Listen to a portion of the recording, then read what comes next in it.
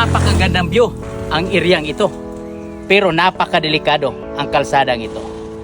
Sa ganitong sitwasyon, nangailangan ito na agarang solusyon. Kaya mga kaibigan, pwede nyo ba akong samahan sa magitan ng pag-like, pag-share, at pag-follow na Facebook page ko? Kung ganon, tara!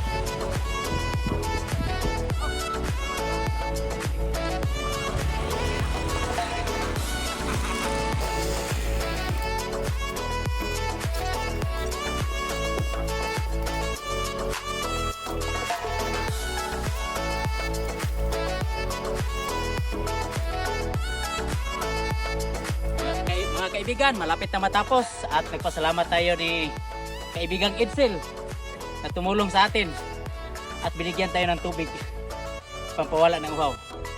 Lord, salamat na. Thank you, thank you.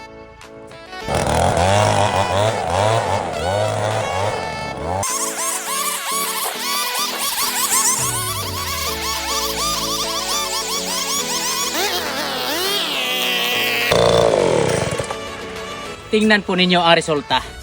Napakalinis, napakalinaw, at wala nang harang ang gilid ng kalsada.